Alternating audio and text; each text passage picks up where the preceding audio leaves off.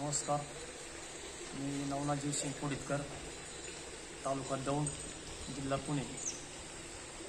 मी 2012पासून EBS cement वापरत आहे.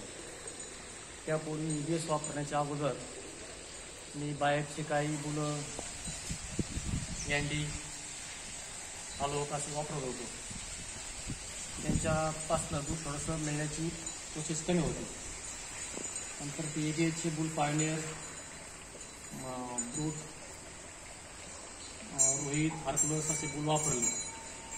नंतर त्या बुलच्यापासून होणाऱ्या कालवडी साधारण 1-2 वर्षांमध्ये दुधावरती आल्या. त्यांची दूध देण्याची क्षमता इतर सर्वसामान्य गायीपेक्षा पहिल्या याच्यामध्ये 5 ते 7 लिटरने प्लस झाली. ज्या पूर्वीचे गायी मायासाला दूध द्यायच्या 22 ते 25 लिटर, तर पायनियरची कालवड पहिले आता 36 लिटर दूध द्यायला लागली.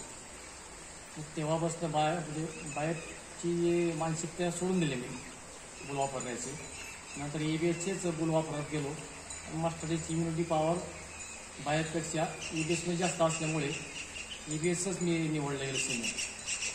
आता काही दूध व्यवसाय करता करता मी 10 वर्षापासून बिल्डिंगवर काम करतोय. ॲडव्हान्स बुकिंगमध्ये शेजारी सोलापूर जिल्हा असेल, सातारा जिल्हा असेल, काही त्यामधले फलटण, इंदापूर, बारामती, कोरेगाव हे काही तालुके असतील ते 2 जिल्ह्यामधले, काही नगरमधले, इथले लोक ॲडव्हान्स बुकिंगमध्ये माझ्याकडनं पहिला कालवडी परचेस करून घेऊन जातात. 1,30,000 ते 1.5 लाखपर्यंत त्याची कॉस्ट ठरलेली. त्यांना पूर्ण चार्ज दाखवतो. 5 ते 10 वर्षाचा रेकॉर्ड असल्यामुळे लोकांचं विश्वास संपादन झालेलं आहे. आणि ज्या लोकांनी गायी नेल्या आपल्याकडनं आमच्याच तालुक्यामध्ये शेजारी, मी कमी दूध सांगून त्यांना त्या गायी विकल्या गेल्या होत्या. त्या गायींचं दूध 5 ते 7 लिटर, मी 27 लिटर सांगितलं, 34-35 पर्यंत शेजारी निघलं दौंड तालुक्यामध्येच. ह्या बेसवर आता मी काही जिग बी वापरतोय, काही टायसन बी वापरतोय. EBS सोडून दुसरं कुठलंही काम नाही. थोडंसं मध्यंतरी वापरलं होतं, पण ते सोडून दिलेलं आहे मी आता.